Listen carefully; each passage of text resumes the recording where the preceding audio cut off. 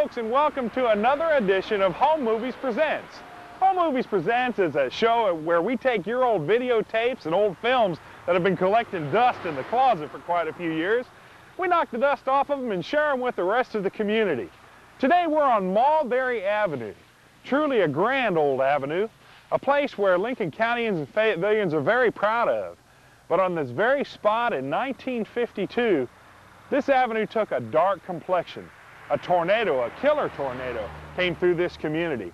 We're going to talk to some folks who lived through that time, and also we've got a hold of some very rare footage courtesy of Mrs. Martha Pilot. Martha, thank you so much, and Mr. Pilot, thank you so much for digging that out of your closet and sharing it with us. So you stay with us right here on Home Movies Presents, the 1952 tornado that hit Fayetteville. This is Miss Iris Askins. Iris, we appreciate you telling us about the stories and what you remember. What do you remember about that day in 1952? Well, it was on a Friday afternoon, and very pretty, kind of hazy-like, but it was pretty afternoon, and we heard this roaring, and they asked us if we wanted to see a tornado, and silly me thought I would go and see it. So I went out, and all of the buildings around was going over my head, and it was just a very distressing time. I was at the stockyard and I had to go home, and my husband told me I couldn't, and I showed him. So I went up Mulberry Avenue, and I couldn't even get up there and had to climb trees all the way home. But I got there, and my home wasn't destroyed, but about 4 or 5 houses down, the houses were just flat, and one neighbor was in her bathroom, she and her son, screaming. The house was all torn up, and they were in the bathroom, and we went and got them out. And oh, it was just a terrible. We had a neighbor on down a little piece further that was killed, took their house completely, and they found the body over on the railroad track. And did you actually see the tornado? yes, sir. What did you see? Describe what you saw. Well, it just had a long tail. That's all I can tell you about it. I can just see it going through there, and all of this stuff from the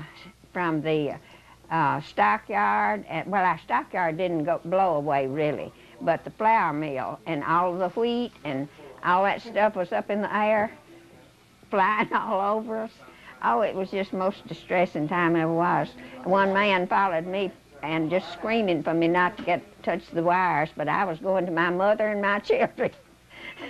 I climbed trees, and that we had clothes. There was clothes in the trees around in the yard from way over on the other side of town. We learned later, we got the clothes out and washed them, and the people, we gave them back to the people. What about the people back then? What do you remember of how people got together and rallied together to the cleanup effort and all? Well, we all just worked night and day. I washed and ironed for days and carried it up to the, well, I don't know what building, but somewhere uptown, and the people who the clothes belonged to, they'd go by and pick up a lot of the things that was hanging there. But see, they were down in the mud. You just pull them out of the dirt. A lot of them, and then a lot of them would be hanging up in trees, and you'd just pull them off of the tree. It was just an awful experience. I hope I never have another. This is Mr. Bobby Gross. Bobby, thanks for speaking with us. Pete, good to talk to you, and it's very easy. You called and asked me to recall some things on the tornado of '52.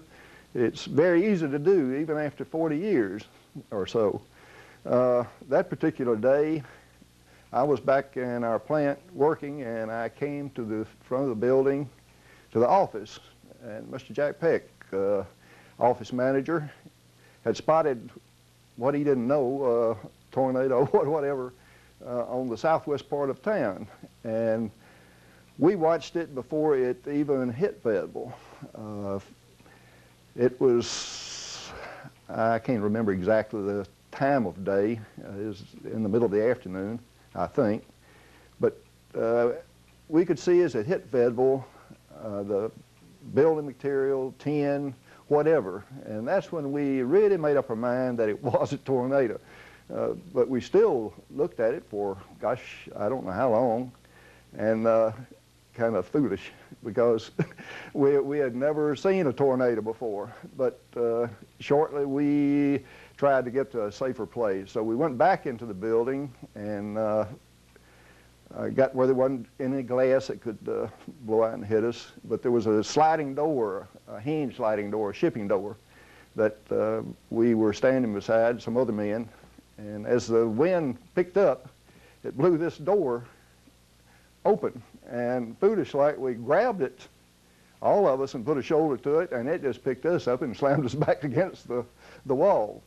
Nobody was hurt, but then the tornado had gone through. We were very lucky. About 50 yards from us was a stock barn that was operating that day. They were having their Friday sale, and there were, I know, 40 or 50 or maybe more people, livestock, right in the middle of the sale, and it skipped right over. It didn't even raise a piece of tin on that building. It hit the ice plant a little. It took part of their roof off. And then where Walter Tanner wasn't even there at that time, but 1 block over was where they had a fatality. The gentleman was killed, and it shows how it danced, but you could watch the thing. Right after the tornado, well, as it came through, you heard that it sounds like a railroad train going through. Well, the winds picked up, and gradually it did sound like a train coming through. And after that, then, there was just a stillness that you can't imagine. It was so quiet that you could have, well, there just wasn't any sound. And then we had just a rain for, I guess, 15 minutes that came down just like a torrent. After that, then, well, everything was quiet. You got out. There wasn't any movement. I tried to go to Mulberry Avenue in my car. I couldn't do it. And then I went by foot because I wanted to check on my dad's house, which was on Mulberry Avenue. Everything was there all right, but you couldn't get around. And there's one thing during that time that you always remember about our people. And we were in the business of slaughtering, and everything was perishable. And when the power went out, we were in trouble. But we did, as we do today, we had a good electric power system, and they said they would do the very, very best they could to get it back on as soon as possible. No promises, but said, we'll really work on it. And believe me, they did. By well, a little over 24 hours, we had power back, and that was a good thing to see. We had to go to Nashville and haul back, my gosh, I don't know how much dry ice to put on our rail system. We didn't open the doors to make sure, just like you would do in your refrigerator, where we wouldn't lose any refrigeration. And we came through it in good shape. It didn't raise not one shingle on our building. And Fayetteville was very lucky that day that it came at the time of day that it did. If it had been, say, 6 o'clock in the afternoon, I think a lot more people would have been hurt and killed. Where were you at the actual time when you were standing watching it come? I was in the office. We have a very good view, an excellent view.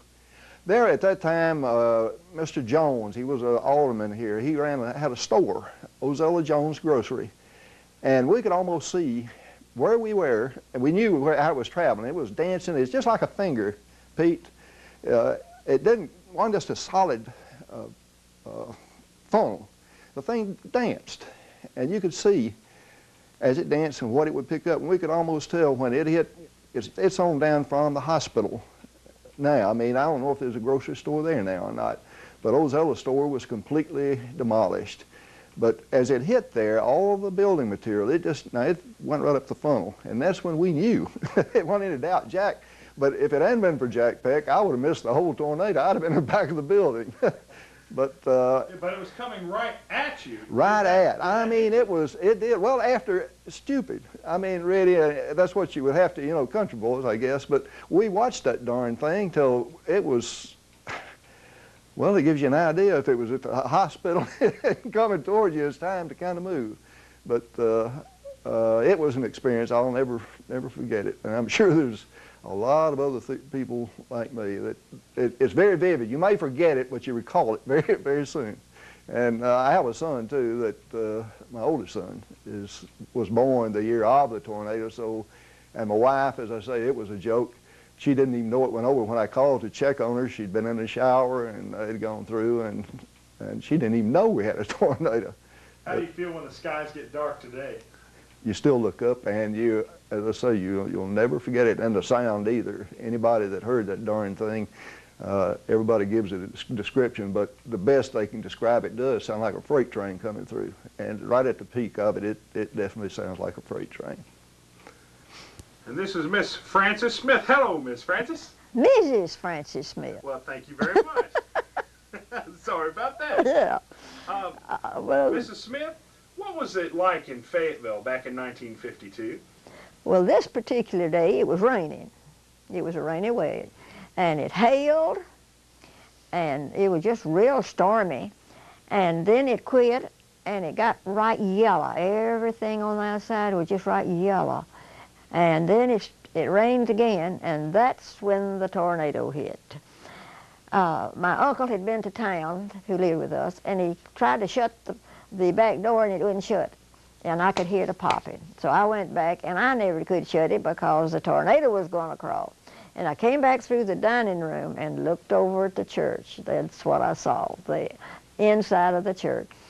And my mother was lying down, and she said, "Get back here in this room," said, in the hall. Said, "There's a cyclone," and she could see chairs on my aunt's porch, the one right next door, just a-rocking.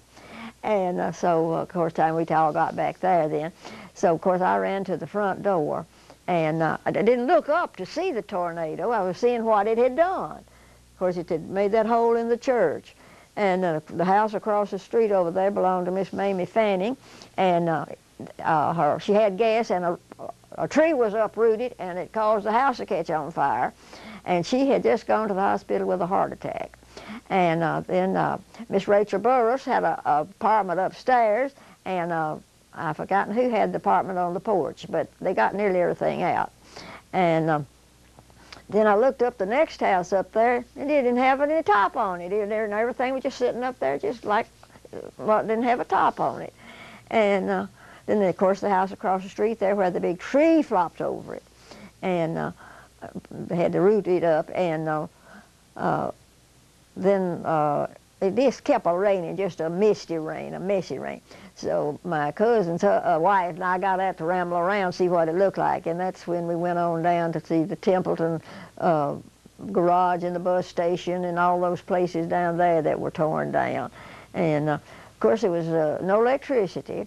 And we had a little two-burner kerosene stove and a Coleman stove. And that's what we cooked on till we got some electricity. And we didn't have any heat either, and have to go over to my aunt's to keep warm. They had gas, and we could keep warm there, but for electric we couldn't. And Mother had an old lamp, kerosene lamp, and that's what we had for electricity. We'd take it around wherever we went with that light. And of course, people bought up candles and everything that afternoon because they knew we weren't going to have.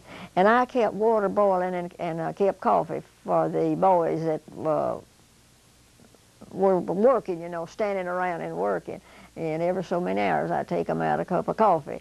And my aunt could come over back of her house to my house to cook her breakfast on the little kerosene stove. What's your most vivid memory about that day? Oh, yeah. I just hope I'll never go through another one like that. It was one of the worst days. And my little boy and a cousin were sitting in the floor playing lotto, and the glass up here broke and just fell all over down in them, but it didn't hurt him. They were just little. And in fact, it took all the chimneys. We didn't have a chimney left. It took all the chimneys. And they came and told me to put out my fire that was in the living room. And I told them I could have spit on it any other time and put it out, and I had to put a bucket of water on it to put it out. And of course, I was up all night, up and down. I'd go to bed, get warm, then I'd get up and go out on the porch because this house was burning across the street, and I was afraid that they might blow over on our place. Now, you're talking about Mrs. Mamie Fanning's house? Uh-huh. Now, she went to the hospital earlier in the day, long before. Oh, yeah, she was already there a day or two before. And so old Dr. Patrick had to tell her then that her house had burned and all, and so of course that upset her quite a bit. But the colored woman that stayed with her grabbed a lot of her things, her silverware and a lot of her personal things that she knew she loved. She grabbed them and took them out and saved them for her. And of course they never did build back over there. That's been vacant all these years. And I don't even know who owns it now, but they wanted to build a filling station over there, but of course they couldn't. How do you feel nowadays when the sky turns dark? I used to look up and see a cloud as big as my hand, and I'd get scared. I was afraid of it. But I've gotten used to it now, and I don't know. I just say, well, if it does, it does. If it don't, it don't. And so that's just the way I feel about it now. But I used to, as I say, see just be scared to death if it was a black cloud. And how did the town recuperate, in your opinion, after the storm? Well, that was about, this thing said 5 o'clock. Well, people began to come in here in town with saws and all that kind of thing, and Mulberry Avenue, you couldn't come up there for all the trees out in there, and they began to cut and move trees where they could be, traffic could go. And of course this house that was burning across the street, the fire truck couldn't even get up there because of the kind of trees being across the street. And finally they did get up there, but there just one fire truck that was working, and so I kept my eyes on that fire all night. And but it was something that my husband was downtown, and he had an office upstairs over some of those, a barber shop, I believe. Anyway, if they were opening and shutting the doors, he told them, he was a insurance inspector, and he had told him, he said, don't do that. Said he'll just zoop right in and get you. So he just had to fuss at him. So finally then and he watched it, and it almost hit the courthouse cupola, and it went up before it hit there. And then, of course, he didn't watch the rest of it. But then he saw the smoke coming from this house, and he thought it was our house. And, of course, he couldn't come in the car because there was no way to get up the street. So he come as a step and thought it was our house. But let me ask you some general questions. Okay. Long before the tornado hit in 1952, what was life like in Fayetteville? Oh, it was all right. Of course, it's grown quite a bit since then because all these subdivisions have built. But along in there, it was just more or less just Fayetteville, that's right. And we had a good square, though. It was a good square. And, of course, Carter's was there. And I don't know, it just was a good, I've always enjoyed living in Fayetteville. And my father died in 1919 in Texas. I was 5 years old, and we came back here, and in a year's time, we had to sell property out there, and we bought property here then. And the first place we lived was in Old Jackson's Courts, which the tornado tore away. That's in a place where Andrew Jackson had spent the night at one time. And so we lived there, and then we got our home, and we lived there then for a long time, and then we sold it, and right where Ken's Fast Food is, we lived there, where our house was there at one time. So we moved a lot at Fayetteville, just Mother and I, and so we'd move here and move yonder. How's Fayetteville changed since those days back then? Well, Fayetteville has gotten awfully commercial, in the years that have, come on. And of course, have gotten more, industry, because we used to have board and milk plant and craft and elk yarn, elk cotton mill, they called it then. And so, of course, we didn't have too many things like that. And of course, it was an agricultural county, and there was a lot of people that, and of course, way back on Saturday night to go to town, my mother worked, and I wouldn't get off till 9 o'clock, and a friend of mine would go, and we'd walk around the square. That was the way we entertained ourselves. Mr. Felix Carter, tell us about what you remember on that day back in 1952. Well, I was at work at the recapping place, a shop down here on Main. And I was outside there getting some tires off a truck from a guy. I don't know who he was. But anyway, I can't remember his name. But anyway, he looked around and said, "Look here come a tornado." I said, "What?" He said, "A tornado." Well, I've never seen no tornado before. I didn't know what he was talking about. And, I guess about 5 or 6 seconds or something like that, maybe a little longer, come was a big puff of wind and hit the top of the building and blow the tin in some places off of it. And I tried to get on the inside. We had some big old double doors. I tried to get on the inside. I couldn't close them. The wind was, was so strong. And after that happened, well, I went out the front and looked, and it was an old building over there in front of the, I forget the name. Well, in front of the TV cable place down there. And shoot, it was had blowed part of it away. People were running and hollering.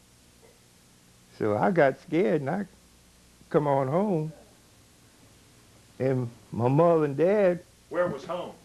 Right over there. And, on Maple Street? Yeah. Mm-hmm.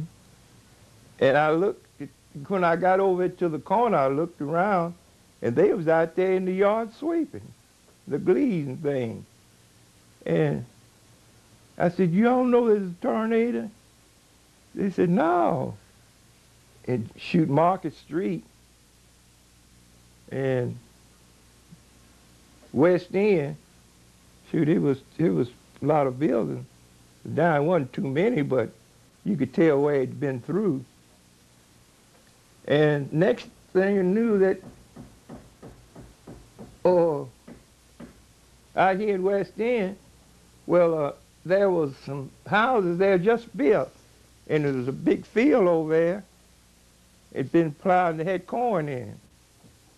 And those corn stalks stuck in the house, just like somebody took a hammer and drove them in there. And it was an awful thing. All right, Miss Janice Hastings, tell me what you remember about the 1952 tornado. Oh, it's quite vivid in my memory, and I suppose it always will be. I was working at Wright's Florist down on South Main and was in the back office talking on the telephone, as a matter of fact, to my dad.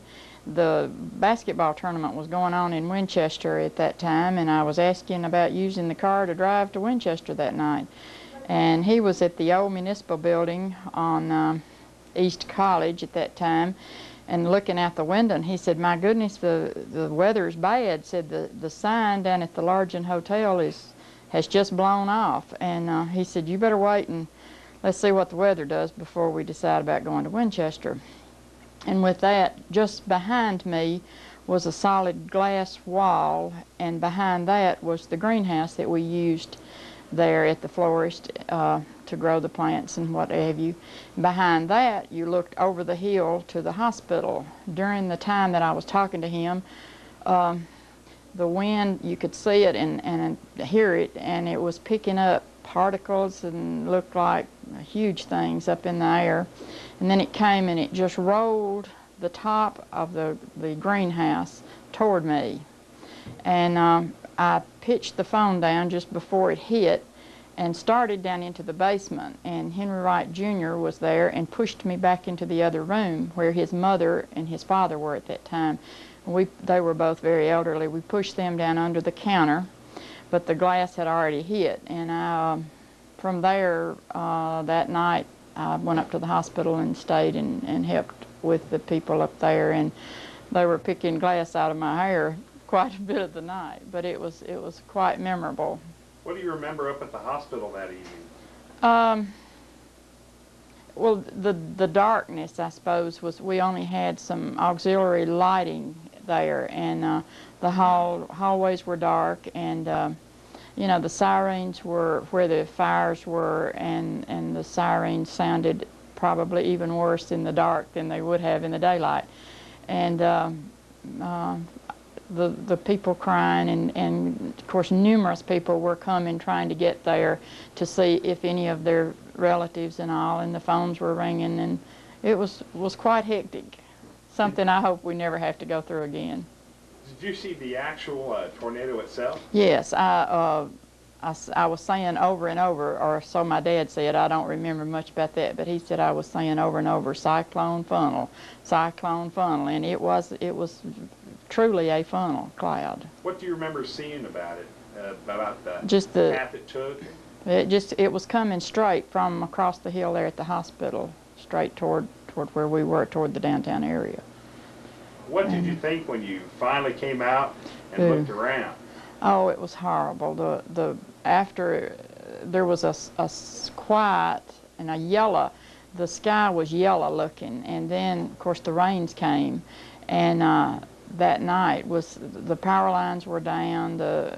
You know, oh, I don't know. It was just devastating, and of course we had some lives lost, and that was the worst part of the whole thing. Material things you can replace, but those things you can't.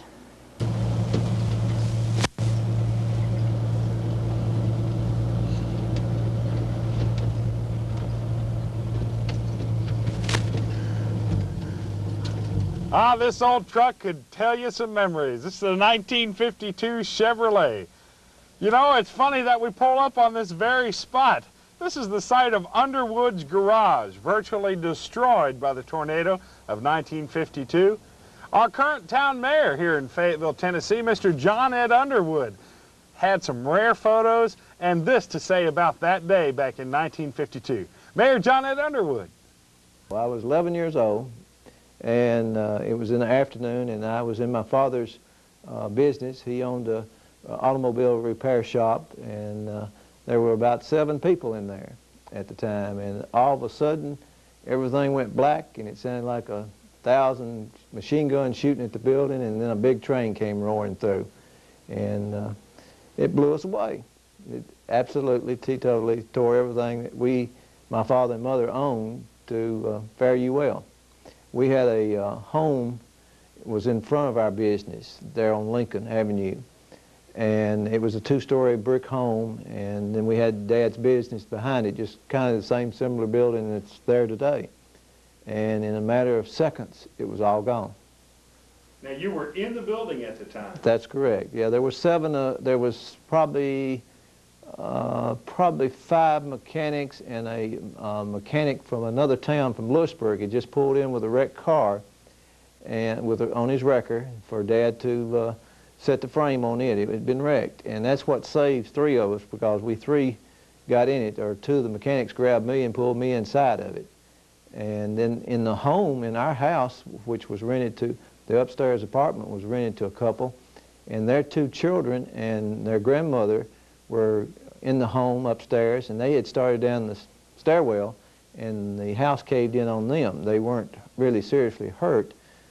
Gail Hyman Fisk, Ms. Ronnie Fisk was one of the girls, and they all lived through it. Every one of us lived through it, but we have a lot of fond memories, I guess you would call it.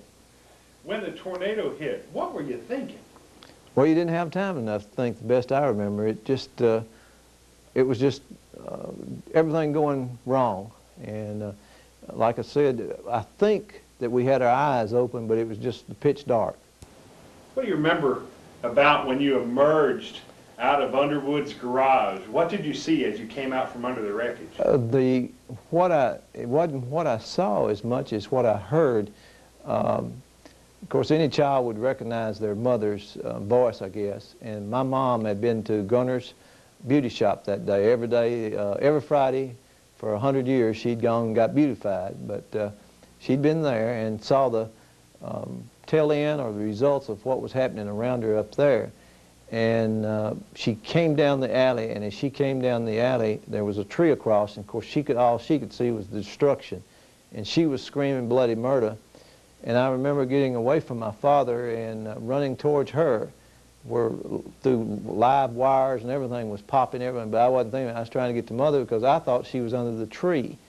And unbeknown to all of us, Dr. Holland, Tom Holland, the eye doctor, Tommy Holland's dad, had her and was holding her, trying to keep her from coming on down in there where the live wires were.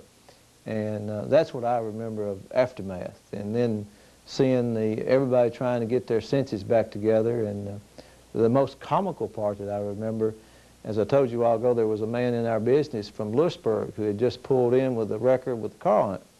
And of course the whole building was down, swallowing all of our equipment, and the cars and everything were down on the ground. Well, he comes out of the restroom where he had run into, and he had like a engineer's hat on, trained engineer's hat on. Well, when he came out, that hat was gone, and his hair was standing straight on his head. And I'll never forget the look on that man's face. And he kept hollering and telling all the men around there he wanted the beams cut so he could get his truck out there and go home. He didn't know the whole town was nearly destroyed. And that was the comical part of it. What's your most vivid memory about that storm? The noise and just what the destruction, the strength of the destruction. You've heard or may have seen the pictures of straw being driven into trees and stuff. Well, it's fact. It happens. I've seen it. And I think anybody that was here in '52 can testify to that. And to see the destruction, it looked like wartime, to what you see in pictures today of towns or homes and businesses being blown apart.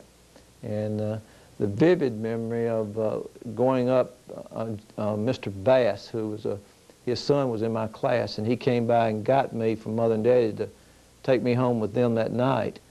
And we walked up East Washington Street. And when we got up there about where the Baptist church was, and which is now the Rotary Club, it was blown pretty well. And then you looked over at the Church of Christ, and it looked like a big Sherman tank had set over on one side of the square and shot a bullet or missile through the side of the church. There was 2 big holes through that church. And across the street, which now is a vacant lot, there was a beautiful colonial home, or old home, just burning. It was on fire and burning. I believe of Miss Fanning. I'm not sure of the name, but I think Miss Fanning was the owner of that house, and it burned down. And then as you went down Mulberry Avenue, of course, that was destroyed too, and there was a lady killed down there in one of the houses down there. But that's what you see. Pete, now this is a picture of our home with my mother standing there in the front, the way it looked before the tornado. And now this is what the aftermath was on, I guess this would have been made on March the 1st, before they actually started the cleanup on the Saturday morning. And we were talking about interesting things that happened. One of the things that happened in our home on the the south side of the house was a big bedroom. And in the bedroom, of course, we had the telephone that sat on the table. After the tornado was over and we went into the house, I can remember that Dad found this table completely across the whole house into a bathroom. It had hit the tub and shattered the table all to pieces. But there sat the phone in the bathtub, still on the receiver was still on the phone. And that's just one of the unbelievable things that can happen during a storm.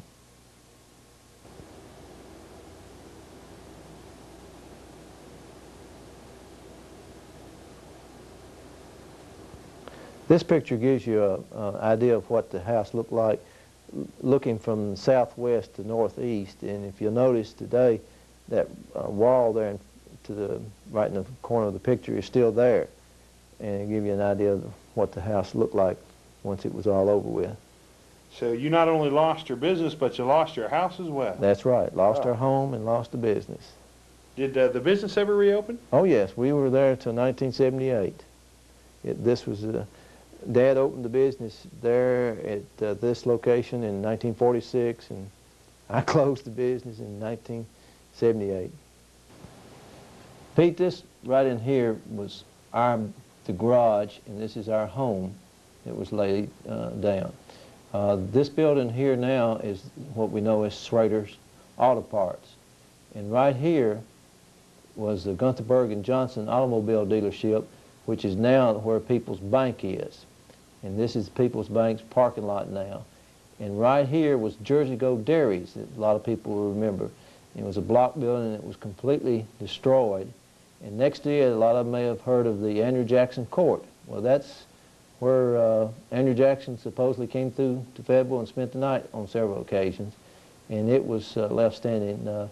Mickey Putman, who is a accountant here in town, his folks lived there, Miss Annie and his brother Ben and David were all there, and his sister, I think, later came along. But Ben and David and Mickey all lived here when we were kids.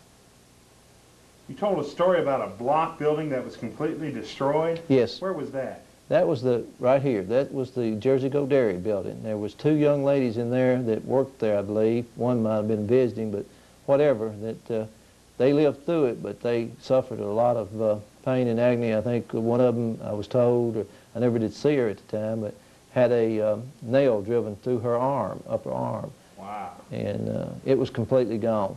Back in this area now, right in here, was some big homes on College Street. This is College right through here.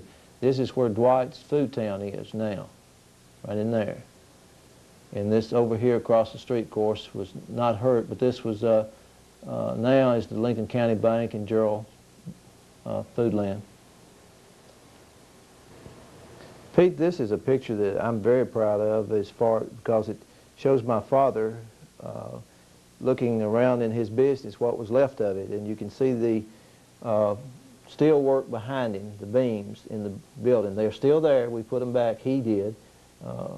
But he was standing there with his flashlight and his leather coat looking through, trying to see what was left. And the interesting part about this, a young man who was stationed in Germany in the Army called home after seeing this the next morning, maybe Sunday morning, I don't know the date, but anyhow, he saw it in the German paper and recognized Dad's picture and made him look at it and read the article and found out that his hometown had been destroyed by a tornado and therefore called home to see how his folks were. And he related this after he came back home. But that's kind of what it looked like on Friday night after the storm had gone through. This is another picture that will give you just a better idea of the destruction. This is in the building itself, and you can see the beams laying down on this car. There was about 7 cars in our building at the time, and naturally all of them were destroyed, and they had to be replaced by insurance, but that's the kind of narrow escape that the people who were in there got out of, just lucky to be alive, all of them. Now we see those beams on top of that car. How high were those beams originally? Probably today they're, I guess, they're 20 feet high, 30 feet high, and they were enough that the average man could just stick his arm up and he could touch them real easy. Okay, this is a picture of a Coke machine. This is good advertising for Coke. This is when Cokes were a nickel a piece, I believe. I wish I had the box. But when this was over and they cleaned all the debris around it, it had only a little bitty scratch. And this is what's so strange about tornadoes, that some things will be totally destroyed and the item sitting next to it will be just like brand new. And we found this in several occasions. And I remember also that I had a basketball that I found right beside this machine, flat. I mean, it was totally flat. This picture here will give you an idea of the cooperation or the community concern of what went on. This is, again, a picture of our place, of our home, and this is probably on a Sunday morning. I can remember my father coming and asking my mother about getting the guys to work that day because it being the Sabbath. And they had 30 men lined up, a crew and several trucks and a bulldozer and stuff, and they went in there on an early Sunday morning, started removing all the furniture that we had left, and then started tearing the home down. And by Monday afternoon, the place was cleaned off just like it was never there. But this shows the concern and the cooperation and the people wanting to help when you were down and out. And this is the fact that keeps in my mind, I guess, for being involved in community service because of so many people came to my mom and dad's rescue, and you never forget those people who helped you. Okay. This young man, I can use that loosely now. I hope many people will recognize we were talking about people helping people, and he's always done this for his community. This is Mr. Billy Bob Carter, William R. Carter. At the time was just had started his business, I believe the article tells about, and the gentleman with him had been in charge of the UNESCO building out here that Mr. Carter helped build. And he had flown in here and looked over their building, and plus looked over the town. But what I wanted to tell you, Pete, was that my father had all those beams that we were talking about that needed to be moved, and Mr. Carter sent a crew of men in that helped with cranes and stuff and set those beams off once everything was cleared away. And then when Dad got the joist and everything put back in place, then Mr. Carter sent the same crew probably back in and set the beams back in place. And then Dad, the story goes from Dad that he called Billy Bob and asked him to send him a bill because he was having to pay his bills for building the. And somehow or another, Mr. Carter had forgotten where he had done the work and couldn't ever find the bill, and it went unpaid, I believe. But, that was convenient. That was the goodness of Mr. Bill Carter for my father, and I'll never forget that. But this was the young version of Billy Bob Carter today. This picture here is I'm showing again down Lincoln Avenue or across Lincoln Avenue, looking back towards our house. The ironic part about this is this home to our left is the one that I had owned till a couple of years ago, and it was owned at that time by Mr. and Ms. D.A. Templeton. And you can see kids standing in the yard and all the trash and stuff that was in it. If you look closely, you can probably see the Underwood's garage sign. It was there for many a year. Just total destruction. Total destruction. And this was not just in this area, it was all over town for probably 100 yards wide or a little better, and went from one end of the town, from the southwest of the town to the northeast of town. This photograph is of a car in a tree that was right across the alley from our place of business. I believe I'm right in saying it was the Wilkerson laundry truck, and the boy had pulled up in front of our business and got out and gone over to Ms. Templeton's house to leave some laundry, and the storm hit. Now, where he went, I don't know. I don't think it killed him or anything. It probably scared him to death. But his truck ended up in that tree, and you can see the man standing on top of it sawing it out, and it was probably 4 or 5 feet off the ground. But that's just another example of what it can do to you. This house was sitting where Ray Gardner's parking lot is now behind his building. It was in between the Templeton's home. I guess they owned the house. Sheriff Randall Shelton's grandmother lived there. And when it was over, it looked like a house that had all the sides taken off. Nothing was disturbed in it. The bed linen was still on the bed and everything was just in place. But it looked like a display house, or where you walk by and see how a house is set up today. But it was amazing that it didn't bother a thing in the house, best I remember. It was just like everything was there except the sides were gone.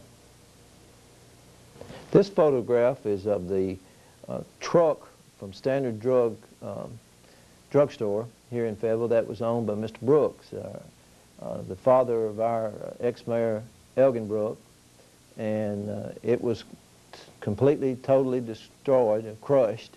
And they had traded with us for years and years, and still traded afterwards. But it had to be replaced. It was an old Jeep, but it got demolished. This photo is of just looking out the building again, out towards the house. And you can see the house to the left of the gentleman standing there. He's just a sightseer, roaming through, I guess, and looking at the devastation. And you can see another Coke box sitting over there in the corner. But that was what was left of the back of the home. Pete, now this is a picture of over in the McDonald, probably Kiwanis section of town, where the tornado first entered. And you can see the destruction there. It suffered a tremendous amount of destruction over there of homes being destroyed. This would be now probably about where the housing projects are down in that street, right below the hospital. And it totally destroyed areas down in there first, and then came on across the town.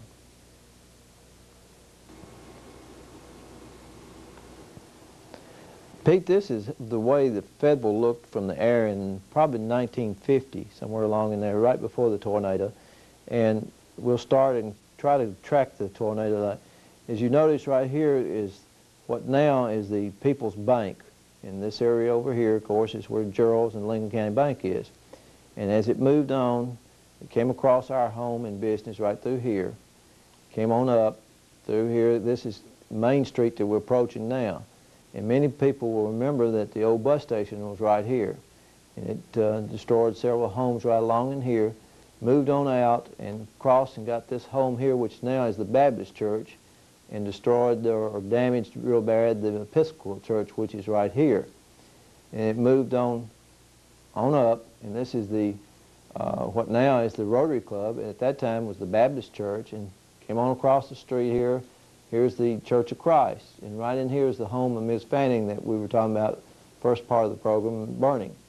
And then the tornado just kept on tracking across the hill, across Green Street, coming on down, and I know got Mr. John Mathis' home, took the roof off of it, and then went over and got several of the homes here right on Mulberry. That's where Ms. McGee, I believe, died, and then trucked on down to towards the stockyards and out this way, and back across to the wooded area where now the jail stands and the rec center is. And an interesting feature of that I remember that several weeks later, someone returned to us a bear sign. My father's bear business, it was a front-end logo, had been found there. It was hanging up on the building, and it was in these woods. And also, they brought in a green rocker, which had sat on the front porch of our home, and it was in good shape. Where'd they find those? It was in the woods behind where now the jail sits. That's a good mile out of town. It's a good mile out, but they were intact, and I still got the old bear sign. But that's just the track it took, and on February the 29th, 1952 at 4:30, close to about, and that'll go down in the memories of a lot of Fayettevillians.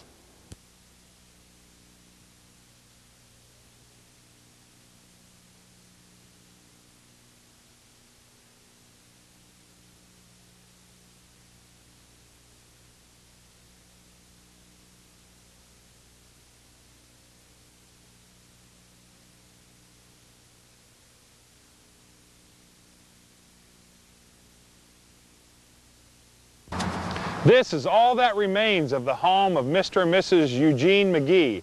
It's a very sad story to tell. It's just a vacant lot now, but a grand old house used to sit here back in 1952. I'm standing at what used to be the front door of a grand old house here on Mulberry Avenue, the home of Mr. and Mrs. Eugene McGee. Mrs. Crystal Lee McGee was at her residence that dark and stormy afternoon. As the skies were turning dark, she was wondering where her sons were. Her husband, she knew where he was. He was working up at the post office. But Crystal Lee came to this general area right here and hollered to find her sons. But what Mrs. McGee didn't know is that her sons had already made it home. They saw the very same dark skies. They were back in the basement, a little farther down this hill. But Mrs. McGee didn't know that.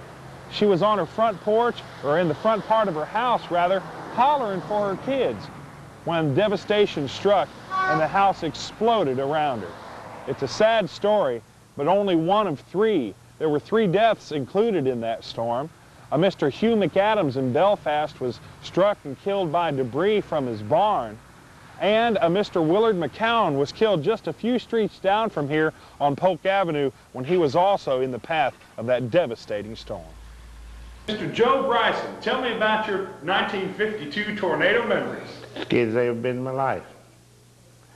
I sat up and looked and seen a tree bigger than me and your body go straight in the air. And so I didn't know, I'd never seen a tornado before.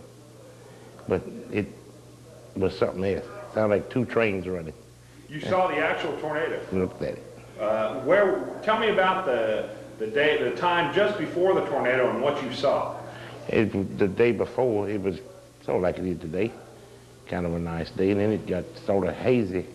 But everybody said it come a thunderstorm, but it didn't come no thunderstorm. It just sort of got hazy. And all at once, that thing come across the hill. Tubes, cats, everything in there. Blowed away houses. They even turned mine around. I was living in the West End. What did the tornado look like as it came through town? It was a round black thing like a black smoke. So I thought that really they was building this big smokestack at the hospital then, and I thought that they'd blow that up. I said, I bet they killed a whole lot of people. And only once that thing come out and picked that tree up, that's it. I started running, didn't know where to go to. There wasn't nowhere to go. There was a lady pulled over in front of the Terrace Motel, and she don't know it to today, that had a brand new 1 or 2 model Chevrolet car, picked that car up, carried it to the Bright, brought it back and set it back where it was at. And she went on and ran in the room and didn't know her kid like got blown away. Sitting there looking at that. The damage to Fayetteville was absolutely incredible. Over 50% of all the buildings were affected in one way or another. 134 homes absolutely destroyed. 231 other buildings of some kind or another demolished. And over 334 other homes with heavy to severe or minor damage even. One incredible storm. Seems everybody had a story to tell. Mrs. Houston McBay told me on the telephone that she was thought dead for a while, but Mrs. Houston McBay wants everybody to know 41 years later, she's doing fine. There was other things, too, that we looked up in the paper, some quotes I thought that were worthy of passing along. Mr. Carl Raby said there was a great silence as the twister lifted and then dipped again. It moved like a giant cobra weaving to insane music. Mr. Henry Wright Jr., who took a lot of the pictures that made it to the papers and that you're watching today, said it felt like some giant hand took my greenhouse and was shaking and twisting it. He said there was hail as big as his fist. One incredible storm, and let's go to some more stories right now. Mr. Philip Higgins, tell us about what you remember about the 1950s. I don't remember it. No, I remember it hit about, I think around 4 o'clock in the afternoon, 3 or 4, somewhere around that time. And we didn't realize the damage that had been done till we got out to our house on Swanson to find out, you know, see about that. It wasn't hurt, but it went in south there. My wife had this lady shop on the north side of the square over there next to the wishing well. And our son, oldest son, had just come from down on Cottage Street there to Deliverance Specklers. And they saw it coming, and he ran in up there, and they got down by the counter, just right against the counter to try to protect themselves. It didn't do any damage there, but that's it. They came right across there and went on up by the Church of Christ there and the Baptist church, and cut across and went out by John Mather's house. His house was damaged on Cottage Street there. I mean, Mulberry Avenue. What about the church? What did you feel once you saw it? Well, it just exploded. Just like that, the walls were all out, and it was not safe to go in it, really. As I came through the dining room and looked out toward the church, there was the big hole through it, all the way through from the southwest to the northeast. Like it broke my heart. Anyway, they had to tear down the whole part of that church, and they took the bricks eventually and made a new preacher's home out on 2nd Avenue. And the seats that were in there, the Mimosa Church of Christ has them in their church out at Mimosa. And we, at that time, worshiped down at the Elks Club, which was down, well, I don't know what's in there now, across from Higgins Funeral Home down there, that big house. The church had 2 cupolas, and the other one was completely blown off. But that one, they had to take it off. It looks like they're fixing to pull a tooth where they got that thing up there. And they got it off. And then, of course, they had to go down and take the whole church building down. And they covered the floor with tarpaulin, and we used the basement for people to come get clothes and things. People began to send in everything, furniture and canned goods and clothes and food and everything. And some of us were over there all the time, and to unload and to get people's things. All right, this is Wilma Bearden. Wilma, tell me about your day, the day that the tornado hit you, what you were doing, and what happened. Well, it was leap year, February the 29th, 1952. And we owned a little business on Adams Street, a little grocery store and a restaurant. And the wind blew hard all that day, and it was real warm and gusty. The wind was just real gusty, and it looked stormy. And about 4 o'clock, my husband came in. He had been gone somewhere, I don't remember where. But we had a girl that worked with us, and so he told me to take her home, that she might get wet. So we left about, I think about 4:15 or 4:20 to take her home. She lived on Cherry Street. And we knew the wind was blowing real strong, but we didn't know we were driving into a tornado. So we went on, and I let her out on Cherry Street, and I drove up on Mulberry Avenue. And I knew the wind just kept getting stronger and stronger. So I looked over where Mr. Frison lives, and there's a big magnolia tree there. And that thing was twirling around. And I just said to myself, I said, gosh, this is the biggest whirlwind I've ever seen. Well, about that time I looked up, and Mr. Matthews' house just crumbled down. The second story just fell in. So I knew then that it wasn't a whirlwind. So I tried to just keep going, but I don't know what happened. Everything piled in on my car. And I guess I cut the switch off, I'm not sure, because it blew it up on the sidewalk up against the rock wall. And it's such a roar. Well, it was just a second or two, and I can't even tell you what did happen, because I guess I just scared to death. But I did. When I came to myself, I was under the dash of the car, and a tree had fallen down across my car, and it just caved it in. How long were you in the car? Well, it seemed like, I don't know, just a few seconds. It's because by the time I drove into it, you see, it was already a tornado. But see, I didn't know it. I didn't know what I was getting into. I didn't know what it was. It just happened so suddenly that I couldn't see too many trees along there, you know, and not thinking. And but I found out I was in the wrong place at the wrong time. At what point did you realize it was a tornado? Well, I'd never seen a tornado, but I realized that it was a tornado when I saw that house top just cave in and blow away. And then all the wires just toppled in on me, the electric wires, and I looked to my left and another house, a brick house, just caved in. And by that time, my car was covered up, and I don't know what happened after that. Were you hurt? I had a knot on my head, and I had mud all over me, and every glass in the car was broken out. Every door was wide open, and it just, you know, all that stuff that's in a tornado. But I don't know, it picked my car up and set it up on the sidewalk. But mud seems to be a reoccurring theme. You say everybody mentions mud. I find that peculiar. It was it. Well, see, it turned just as black as night, and that was the mud and the stuff that was in the air, I imagine. Dirt, see, everything was blowing. Everything that was on the ground and up in the air and everywhere else was just all mixed up and blowing, you know. So here you are in a car, and there are trees on top of you. Wires. Live wires, probably. No, they had cut the electric wires, cut the electricity off. Fortunately, I guess they knew that was coming at the substation out there or somewhere. So what did you think when you emerged from the car? Tell us about what you saw when you came out of your car. Gosh, when I stepped out, I couldn't go anywhere for the tree tops and everything on top of the car. I finally managed to take a few steps and get started down Adams Street. I thought the whole town was blown away. And the farther I came, the better it looked. And when I got down here, see, we didn't live in this house. It blew the top off of this house. And it blew a window light out of our store.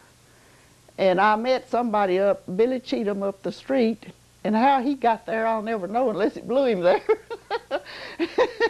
And he said, Wilma, everything's all right at your place. But Robert, my husband, had left, you see, hunting me. He didn't know. He knew I was in it because he knew I'd just gone up the street here to take the girl home.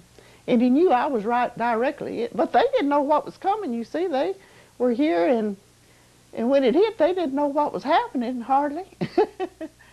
So they looked out in a little house over here. It just picked it up like a box of matches and splintered it out.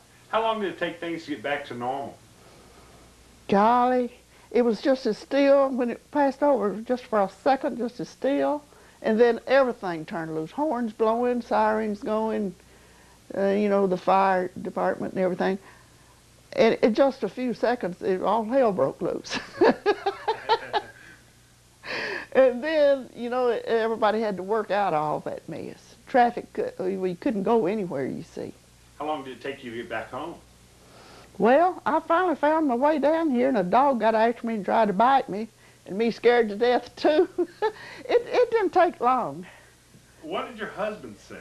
Well, he didn't come in. He didn't find me in the car, and he didn't see any blood, he said, so he figured I'd gotten out. But the car was a total loss. I don't know what wrecker came, got it, and towed it away.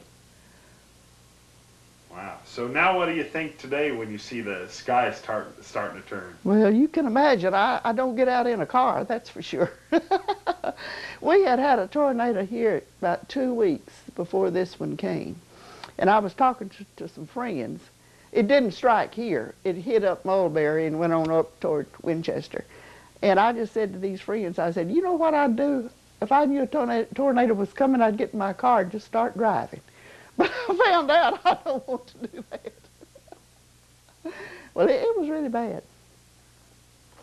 We hope you've enjoyed this blast from the past. A brief look at the 1952 tornado.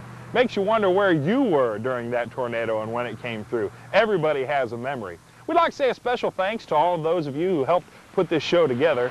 And a heartfelt thanks, and our hearts go out to all of those of you who lost loved ones in the storm and who might have been injured in that devastating storm that hit Fayetteville in 1952. Hey, take a look in your closets. What do you have in the old archives that we might be interested?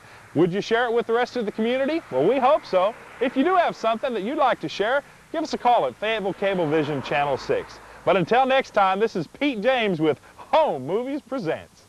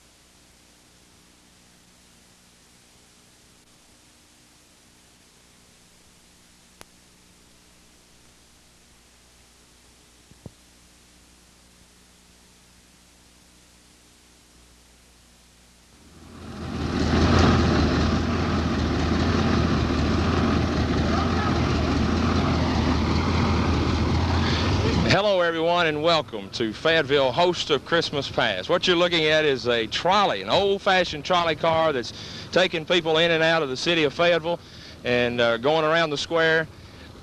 We're fixing to take a ride on this nice machine and see what else we can do.